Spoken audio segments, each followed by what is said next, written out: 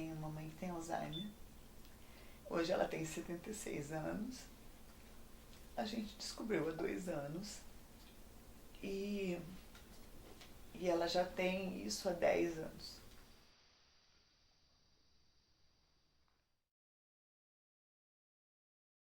A doença do meu pai não foi descoberta no começo também. O que chamou minha atenção uma vez que ele veio aqui na minha casa à tarde, e meu pai sempre foi muito higiênico, muito ligado a tudo limpinho, a tudo certinho. Um dos motivos que eu procuro deixar ele sempre limpinho, além de eu gostar, eu quero dar isso de dignidade para ele, de ser bem cuidado. Mas uma das coisas, eu tinha um aparelho de ginástica ali fora e ele de repente começou a fazer xixi nesse aparelho. Eu falei, opa, o que é isso? O que está acontecendo? Aí eu comentei com a minha madrasta e ela falou assim, ah, mas tá acontecendo umas coisas diferentes. Passa a gente na rua, ele fica gritando no portão. Eu falei, não, mas isso, meu pai é tão reservado, não tá normal isso. Foi aí que ela falou, acho bom marcar um médico para ele pra ver o que tá acontecendo. Só que nisso, quando a gente foi procurar o psiquiatra e fez uma tomografia e tudo mais, o médico detectou que ele já tinha tido tipo um acidente vascular silencioso, aquilo lá desencadeou uma demência e ele começou a ter sintomas de Alzheimer também, foi o conjunto demência degenerativa e Alzheimer. E quando isso estava acontecendo, já tinha perdido uma parte da massa do cérebro, não tinha muito o que cuidar e fazer, a não ser dar muito amor, começar entrar com medicação para poder controlar os momentos que ele ficava agitado. E nisso, a doença dele foi só sendo progressiva mesmo, foi só coisas do tipo assim, à noite levantava e abria a geladeira e começava a comer comida, coisa fora de hora. Se você deixava uma penca de bananas, ele queria comer um monte de bananas fora da hora, a gente dormindo e ele gritando, coisas do tipo assim. Até que chegou um momento que um dia a minha madrasta pegou, ligou para minha irmã e falou assim: eu tô saindo e tô deixando seu pai lá. Tenho que fazer umas coisas e não dá para me cuidar. A chave tá não sei na onde, e nisso que a minha irmã foi lá com meu cunhado, eu estava trabalhando, por isso que eu não vi, só de ouvir contar. Ele estava todo sujo de fezes, numa cama, numa casa sozinha, estava sozinho, os medicamentos dele em cima da mesa, sem cuidar. Foi nessa hora que nós tomamos a decisão. Minha irmã falou: vamos tirar ele de lá, vamos levar para casa. Nisso a minha irmã levou para casa. Eu ajudava com lavagens de roupa, levando comida. Eu trabalhava em torno das 6 às 2, chegava, ajudava a minha irmã no que podia. E assim a gente foi fazendo. Só que estava muito cansativo para mim, porque eu trabalhava fora, tinha minha casa, meus filhos, e chegou um momento que eu pensei assim, eu tô cansando mais que se eu tivesse com ele, eu ficar para lá e para cá, para lá e para cá.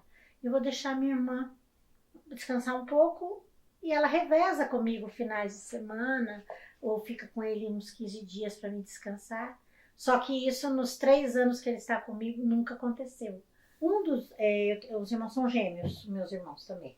E um deles até que se envolve mais na questão assim de traz um medicamento quando precisa. Ah, faltou um negocinho, ele vem, mas é visitinha de médico, assim, sabe? Ele não quer se envolver de pegar a responsabilidade para ele. Eu sinto que dá apoio, mas eu não posso contar muito, sabe? É meio que assim. E o fato, às vezes, de eu não ficar chamando, eu não ficar falando, parece que cai no esquecimento, tipo assim, não precisa que ele venha dar atenção para o pai, não precisa que mande uma mensagem como é que o pai está. E isso eu sinto falta deles não fazerem, às vezes, sabe? Eu fico pensando, meu Deus, como que consegue botar a cabeça no travesseiro sabendo que tem um pai que está debilitado e não quer nem saber como o pai está? Mas não adianta, isso aí de cada um, não adianta. Eu aprendi que não adianta eu querer cobrar das pessoas aquilo que não é espontâneo delas. Então é complicado, sabe? E no momento que você pega para você, você pensa que você vai ter mais ajuda dos irmãos, porque você pensa que porque tem um laço de sangue, vão estar sentindo o mesmo que você. Mas nem sempre é assim. Eu vim conhecer o meu marido, que eu sou casada há 27 anos, na doença do meu pai, conhecer realmente o meu marido. Que eu vi que eu posso contar e que a pessoa que está aqui do meu lado, que pega meu pai, que trata como se fosse dele, pai dele. Meu marido não teve chance de cuidar do pai dele, porque meu sogro teve um aneurisma e foi puf, instantâneo e morreu. Então tem horas que eu sinto que ele faz pelo meu pai o que ele não teve tempo de fazer pelo pai dele. E isso só fortaleceu o meu casamento. Religiosamente, eu falo que foi um plano de Deus isso, que tinha que cuidar. Então, eu tenho mais que agradecer ao meu pai do que de ele dever alguma coisa para mim, sabe? Então, é uma experiência árdua, não é fácil, não é para qualquer um, mas assim, é a hora que você conhece quem está do seu lado, sabe? É uma lição todo dia, é um aprendizado todos os dias. Eu sou uma Adriana diferente da Adriana antes do meu pai vir morar comigo. Já chegou dias que eu passei e ele me xingou, palavrões às vezes. Aí eu falo, mas não é ele, é a doença. Aí outro dia que eu passo ele jogando beijo para mim.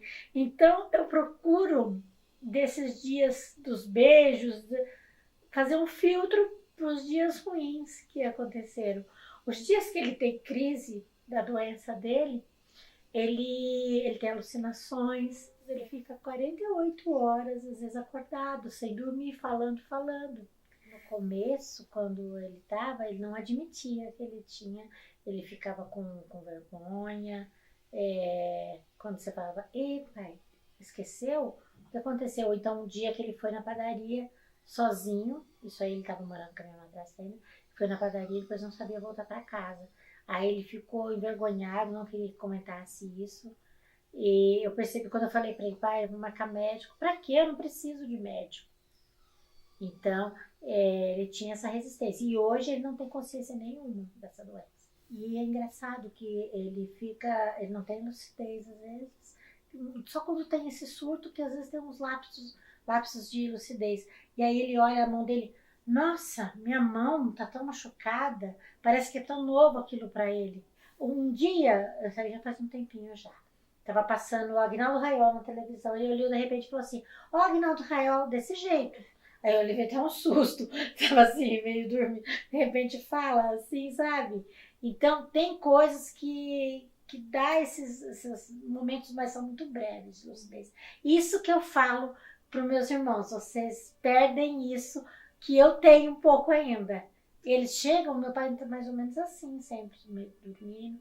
Eu não, eu pego os momentos de lucidez, o momento que ele joga o beijo, sabe? Que ele faz essas coisas.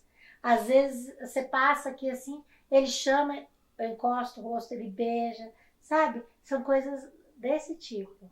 Então, eu respeito muitas coisas que ele fala nesses momentos de lucidez, porque é onde tem um pouquinho daquilo que ele está sentindo.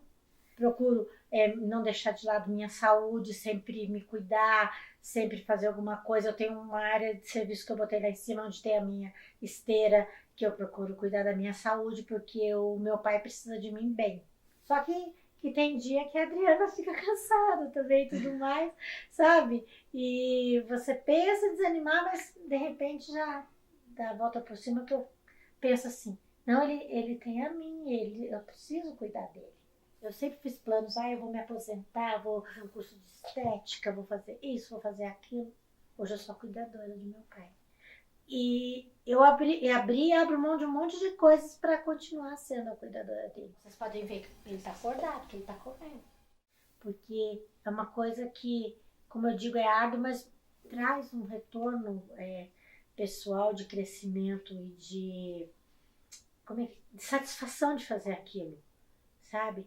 Eu acho que eu não conseguiria dormir sabendo que meu pai estava em outro lugar, estaria em outro lugar, que pudesse sofrer maltratos ou alguma outra coisa parecida.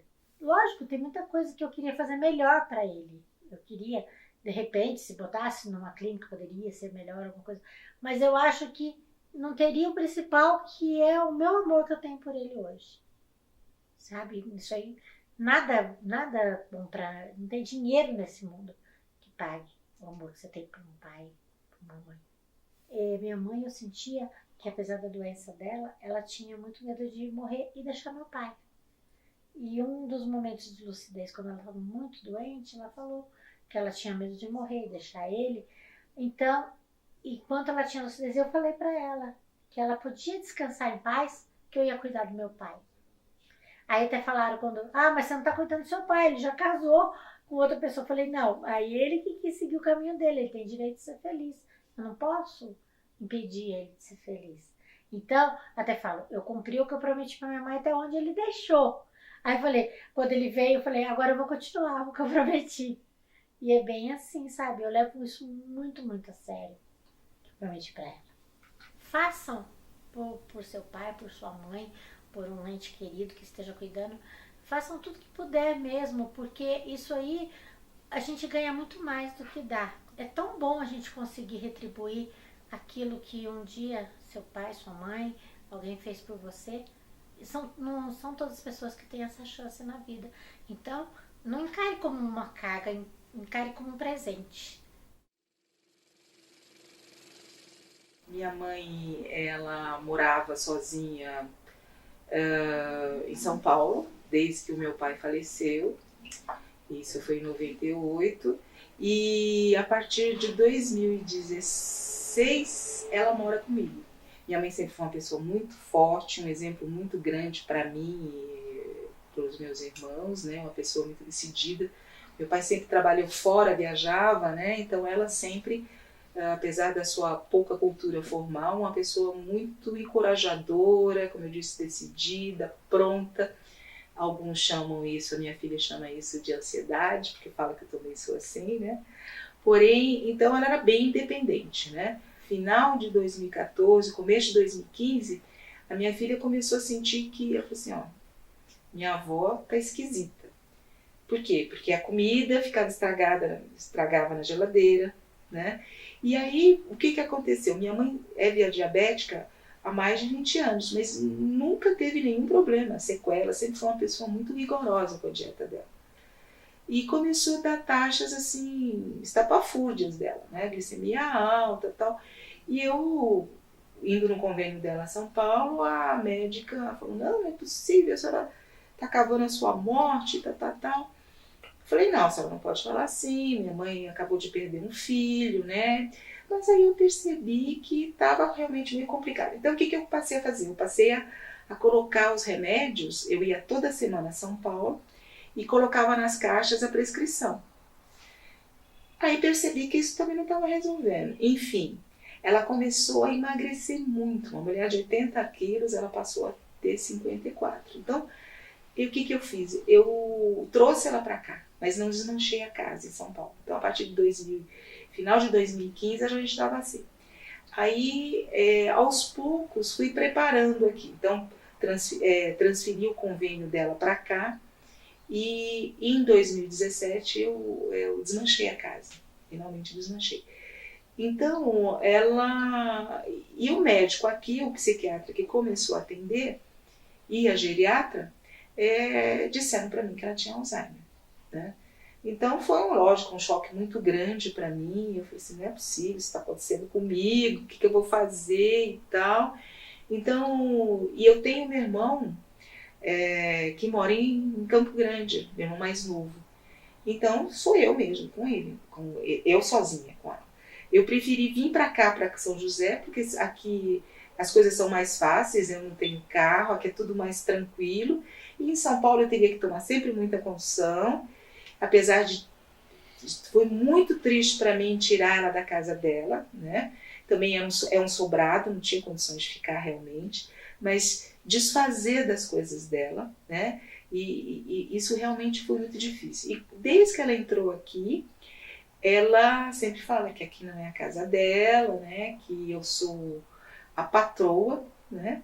Que eu mando tudo, né? E que ela não tem mais nada. Que a única coisa que sobrou para ela foi um quarto. Então no começo eu tentei adaptá-la, levar no casa de idoso.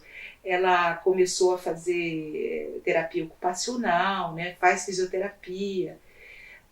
Incluía, a Santa Casa tem um programa, não sei se vocês conhecem, que chama Saber Viver, E aí tem ginástica para esse pessoal, né?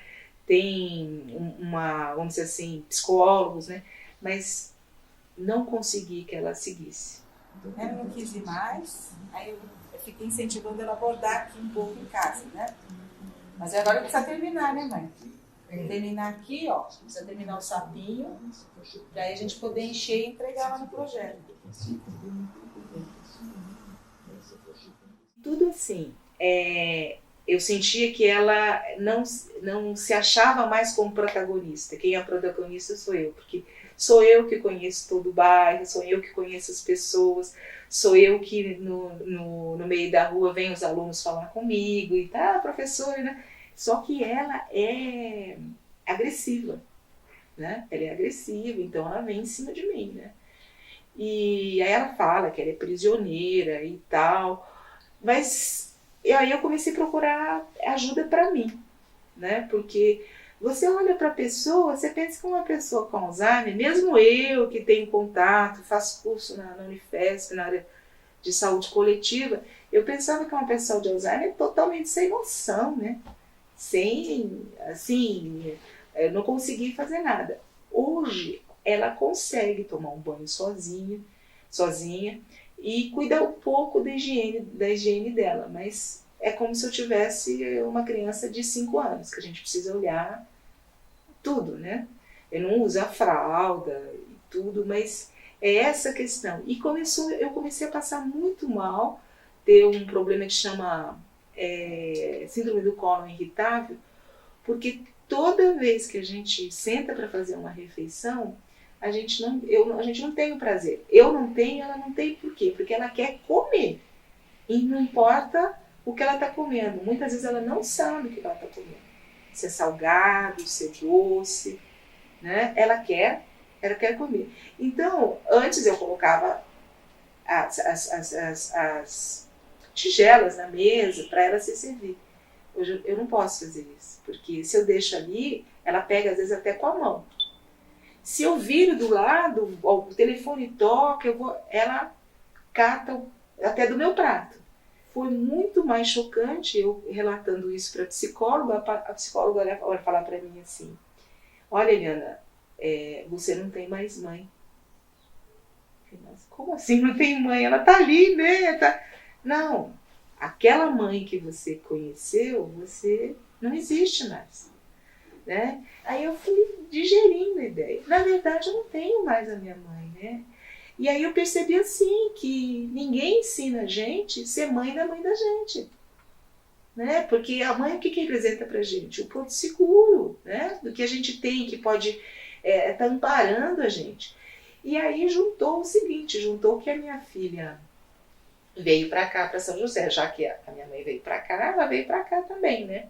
Aí arranjou um emprego aqui, né? Agora está fazendo mestrado, então estuda full time, né?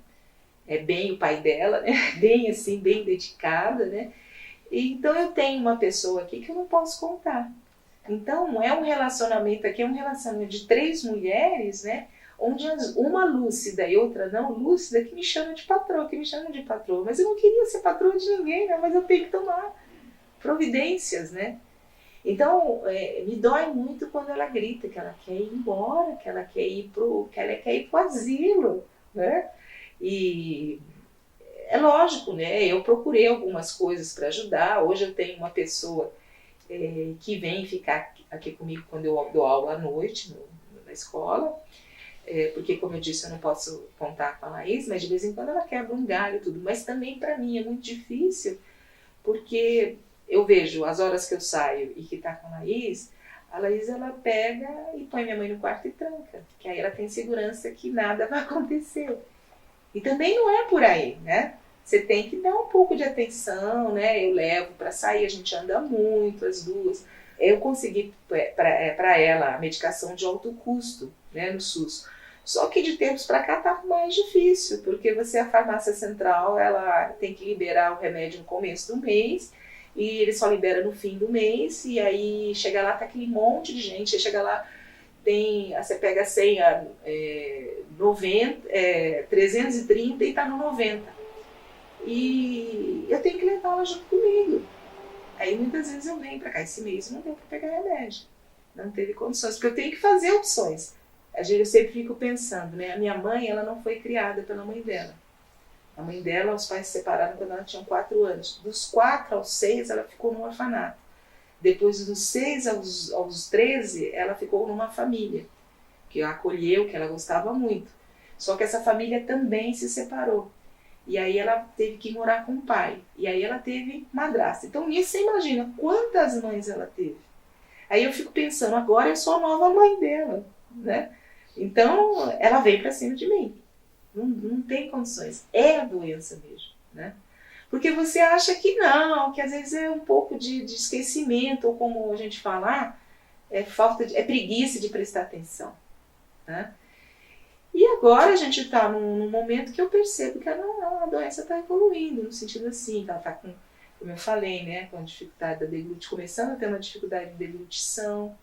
Eu estou encontrando, assim, fruta debaixo do colchão dela, podre, né? Ela se vê, assim, começando a pegar coisa do chão, né? Então, você olha pra ela, você tá ali, olha, por exemplo, eu não falei nada que eu ia sair pra ela, mas ela já se arrumou, já passou o batom, tá ali esperando pra sair. E a gente não tem como pra quem recorrer, né? A não ser pra conversar. Graças a Deus, eu sou uma pessoa que tem condições de ter psicóloga, né? Tem um grande grupo de amigas, eu tô com uma cuidadora uma, 2 vezes por semana, né? Tem uma rede de apoio, né? Mas é assim, hoje, por exemplo, eu não sei, eu tenho aula quarta-feira em São Paulo, a cuidadora teve um problema na vista, não vai poder ficar, minha filha vai para São Paulo, eu não sei o que eu faço com ela, é a última aula, tem que ir, senão eu vou perder o semestre todo. Não sei o que eu vou fazer, estou aqui. E tem essa sã consciência, como eu falei para vocês, que o cuidador tem que ser cuidado, ele tem que ser cuidado. Né? Então, eu vejo a minha filha falar assim, mas isso foi escolha sua. Né? Não foi minha escolha. Né? Agora, mesmo não sendo minha escolha, eu não vou rejeitar isso, só que tem que ter um limite. Né? Eu estou aqui pensando, a minha mãe tem 79 anos, ela vai fazer 80 agora, dia 4 de janeiro. Eu estou pensando assim, gente, será que eu faço alguma coisa para ela? Será que não pode ser o último aniversário dela? Não de vida, mas de um pouco de lucidez. Então, de chamar os irmãos dela, as pessoas que, os poucos vizinhos, as amigas da ACD e virem, né? A minha filha acha, não, a mãe exagera muito trabalho para você, não sei o que, você não dá conta. Mas é uma tentativa de você ver que seja um momento rápido, mas que seja dê um pouco de felicidade. É chato, muito chato para mim, porque as pessoas que estão de fora falam assim, mas deixa ela comer isso, deixa ela comer aquilo, deixa isso, deixa... Então, eu passo a ser, né, sempre a carrasco. Então, eu estou trabalhando com isso, né, tentando trabalhar, né, mas não é fácil.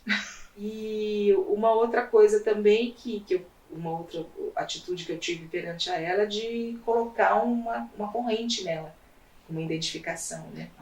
Então eu coloquei uma fotografia minha e do meu irmão e a identificação, e que de ácido inoxidável que ela não pode arrebentar, que ela não pode tirar, né. Até o momento que eu escutei aquilo de falar que eu não tenho mais mãe, a gente quer tentar reverter o quadro. Agora eu estou começando a assimilar que o quadro não vai reverter, mas que tem possibilidades de amenizar para ela o sofrimento. Né? Todos me dizem que esse momento dela, que seria o primeiro estágio, é o mais difícil, porque ela tem uma certa consciência. Ela não perdeu toda a consciência. E muitas vezes ela lembra que ela era independente, que ela fazia, acontecia, e hoje, aonde ela vem em cima de mim, né? Fisicamente em cima de mim. Né? Então, essa é essa questão. Essa época de fim de ano, você fica sempre propenso a repensar aos teus hábitos, né? Porque eu fico pensando, se eu não tiver saúde, quem que vai cuidar dela? Como eu fiquei ocupada entre a doença da minha cunhada e do meu irmão, eu não dei muita atenção. Assim, senti que começou a cair, né? O que foi marca maior para mim foi a questão da diabetes compensada, né? Tinha assim, às vezes eu falava para ela, ligava para ela e falava assim, bom, o celular nunca funcionou com ela, né? Aí eu falei, bom, acho que não é, acho que a pessoa não entra, né? Outro mundo, outra realidade, tá? Deixei isso de lado. Aí, mas começou assim, eu ligava para ela e falava, olha, eu não vou aí em casa não, vamos nos encontrar lá na Praça da Sé? O que aconteceu? Começou, eu chegava lá no lugar combinado, nada. Aí eu ficava morrendo de medo, falei, será que ela parou em algum lugar, né? Fui conversar com alguém, mas nunca que eu pensei que estava doente, né? Ah, fui parar em algum lugar. Aí o que eu fazia? Eu vinha para minha casa em São Paulo, estava ela lá. Ou tinha saído, como eu tinha a chave da casa, eu entrava e ficava pedindo para Deus. Eu falei, tomara que ela volte, que ela vinha. Aí, ela nem aí, para falar, ah, fulana, desculpa, aconteceu um problema, eu não fui, né? Aí isso começou a ser repetitivo, né? Aí que eu fui tomando mais atenção, junto com esse negócio da diabetes, que eu falei, não, vai ficar aqui. Então a gente fica. Aí comecei a reparar mais, mas mesmo assim, ainda deixava ela ir no supermercado sozinha. Então, por exemplo, hoje em dia, se eu deixo ela com a cuidadora dela, é uma pessoa que eu conheço há muito tempo, trabalha comigo assim há muito tempo. E então ela conheceu minha mãe antes, né? Mas a minha mãe domina, minha mãe sabe dominar. Então quando eu saio para fazer alguma coisa, a primeira coisa que ela fala para Benedita, a gente vai ao supermercado. Aí compra uma infinidade de coisa que não tem necessidade, né? Então às vezes eu falo com ela, bem sento, faço uma lista. O que acontece? Ela abre a carteira e cai tudo, né? Não ela sempre, apesar dessa dificuldade toda antes, mas ela sempre se virou bem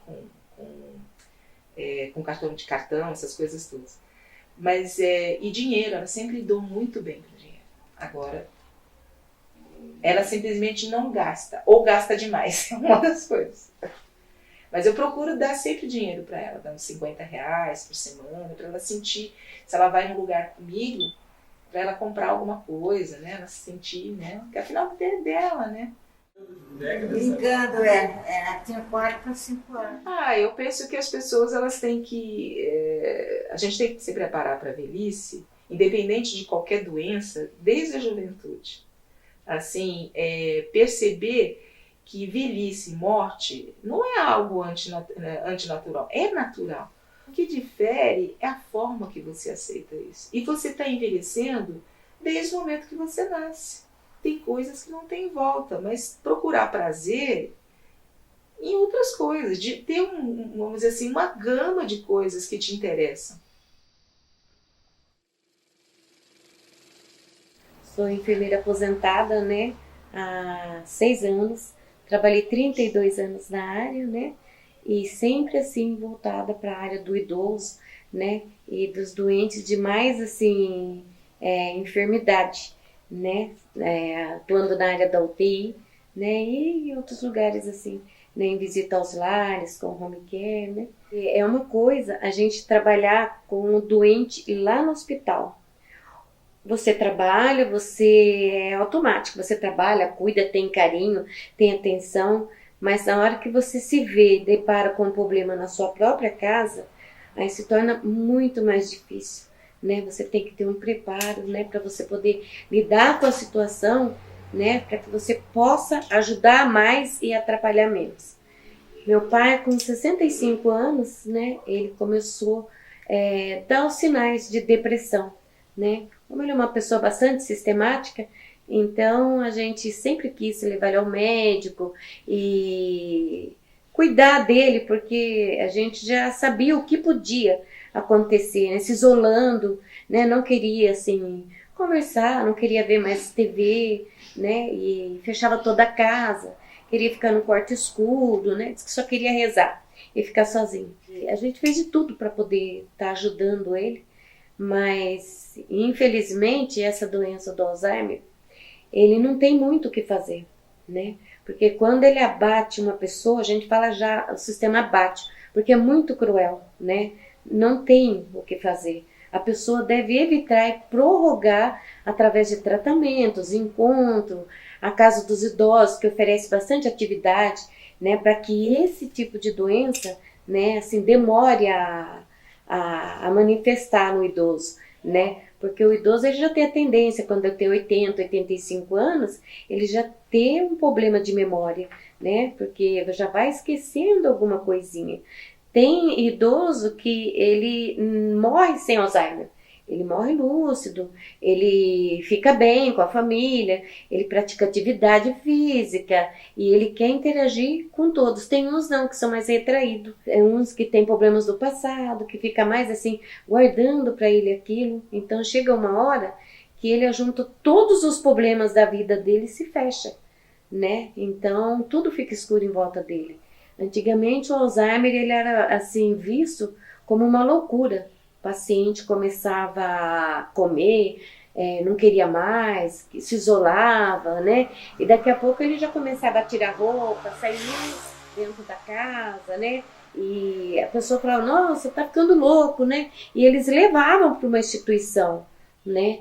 Graças a Deus que depois, né, os médicos, né, as pessoas mais assim estudadas, né, na área, eles foram vendo que não era uma loucura, né? Que o Alzheimer, a família tem condições de cuidar, né? Porque o portador do Alzheimer é assim, ele tá quieto, daqui a pouco fala, olha a cobra, olha uma barata, olha uma aranha subindo na parede, o que que você faz? Entra no mundo dele, né? Porque meu pai, ele falava, cuidado, tá passando uma cobra. Eu tava varrendo a casa, eu pegava a vassoura, pá, matei, pai, pronto, acabou. Ele, quase, hein? Então, quer dizer, ele tá tendo a visão daquilo, né? Eu jogava chinelo na parede, eu assim, entrei no mundo dele para mim poder ter uma boa convivência e sofrer menos, né? Porque eu sabia que não tinha mais como voltar para trás. E o final ia ser cada vez, mesmo com o tratamento médico, né? Porque graças a Deus meu pai ele tinha convênio. Então, mesmo com o tratamento médico, com todos os médicos, né, profissionais que estavam cuidando dele, a mente dele foi atrofiando. Foi assim, numa velocidade tão grande que em 2 anos meu pai já não se reconhecia, né? Em 2 anos eu era a mãe dele, né? Eu tratava dele que nem um bebê, já estava usando fralda, né? Tava assim, ele não teve aquela parte da agressividade, porque como a gente já estava preparada para aquilo que ia acontecer com ele, então a gente não teve aquele sofrimento dele ser agressivo dentro de casa, né? De tirar roupa, sair para lá, porque a gente já estava assim preparada para aquele momento e o que ia acontecer, né?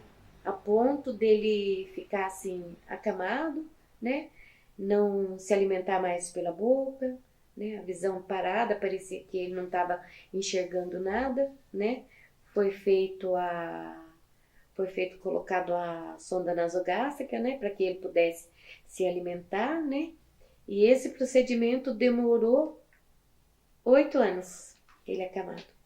Como eu não queria levar ele para o hospital, eu trouxe o hospital para dentro de casa, entendeu? Então eu montei um quarto em casa, ali tinha aparelho de oxigênio, oxímetro, bomba de infusão, tinha monitor cardíaco, tudo, né? Então a gente assim procurou dar o melhor conforto possível, né? E tornar o ambiente alegre, né? Colocava música, cantava para ele, as enfermeiras. Tem um grupo de oração aqui no bairro que eu adoro, eles me ajudaram muito, porque ia lá, cantava, interagia, a gente sentia que ele ficava feliz, tocava violão porque ele gostava muito de música, né? E a gente via assim, a gente tornou o ambiente, apesar de ser um ambiente assim, hospitalar dentro da casa, a gente colocava flores, a gente colocava Papai Noel na época de Natal, né? A gente mostrava para ele, né, que ele podia ser feliz do jeito que ele estava. Ele pode ter 10, 15, 20 filhos, a história vai ser a mesma. Sempre vai ter um que vai ser mais dedicado, né? Então, hoje eu não tenho tempo, hoje meu marido chegou, hoje meu filho está para a escola, hoje não dá, hoje eu tenho que sair, tenho que fazer compra.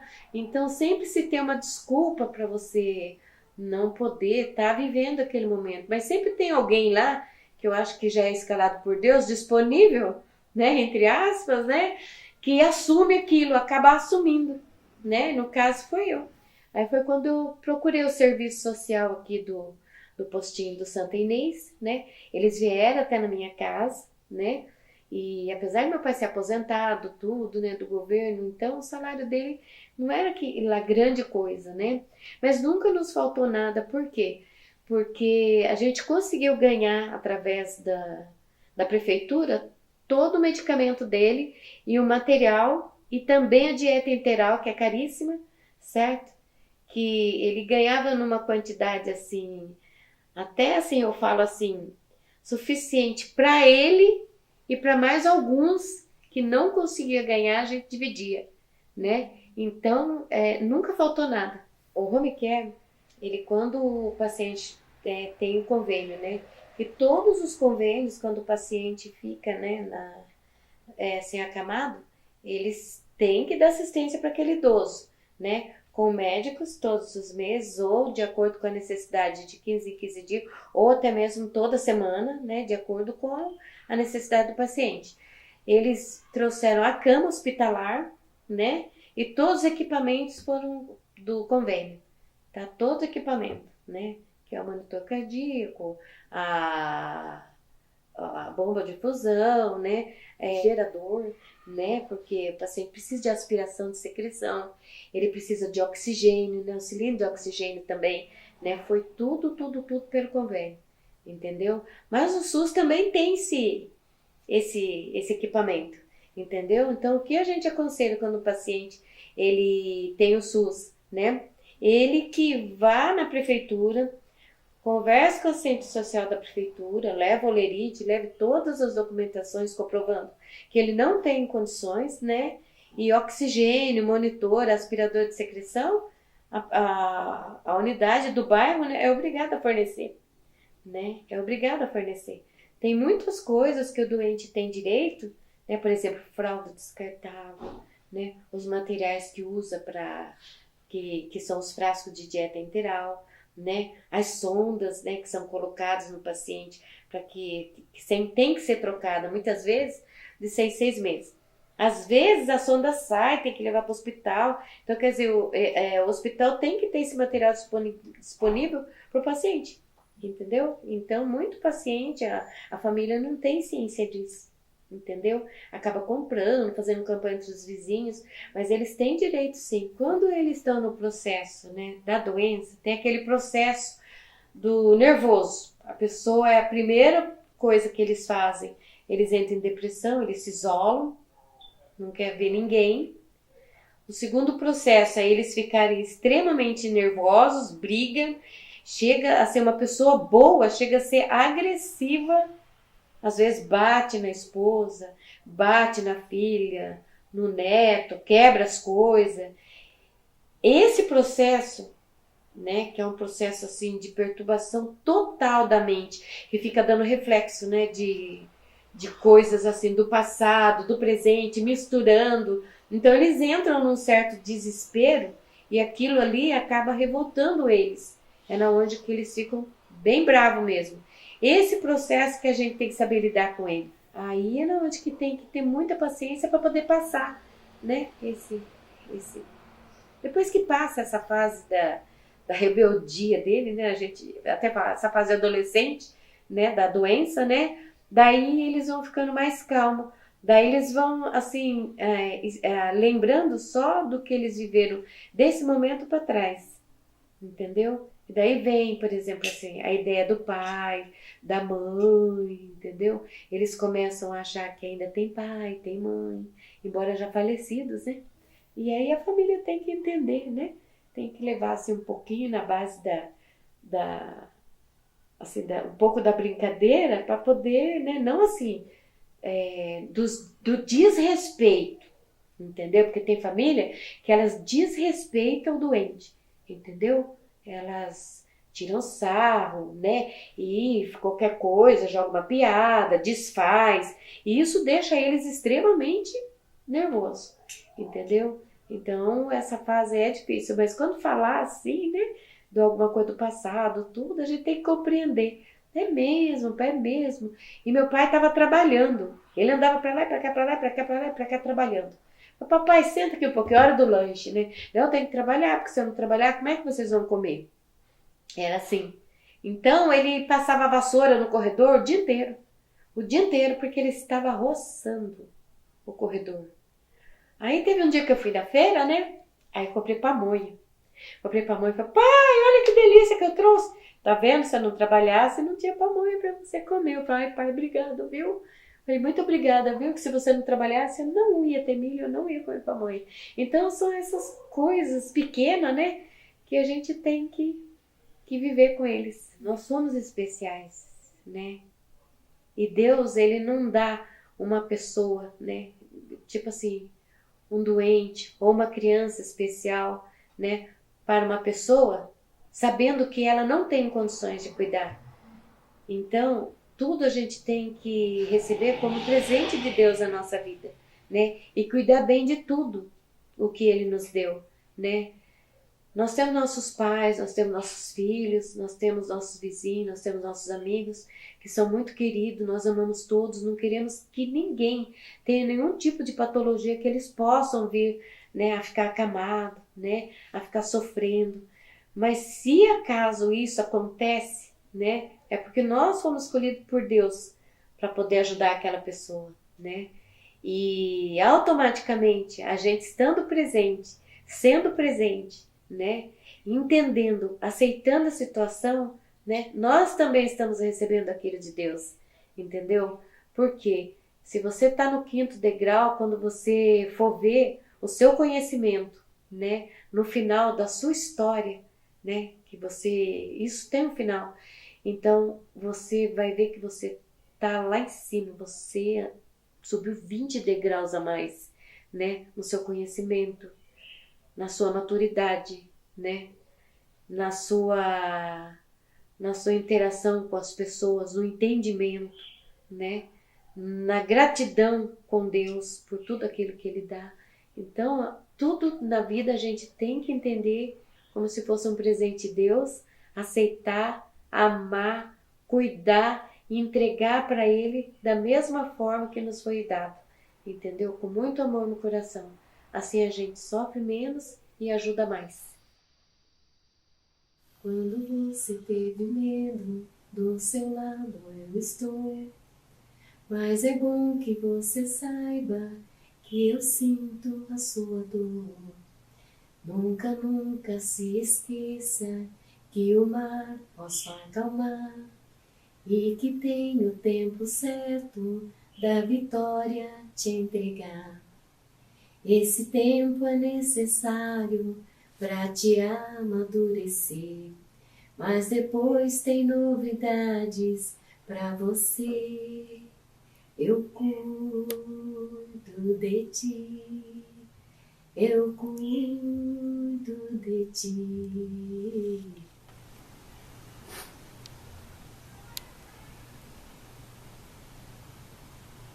Quando a gente pensa, né, que a gente não tem, Deus dá, tá? Pensa assim, tá bom?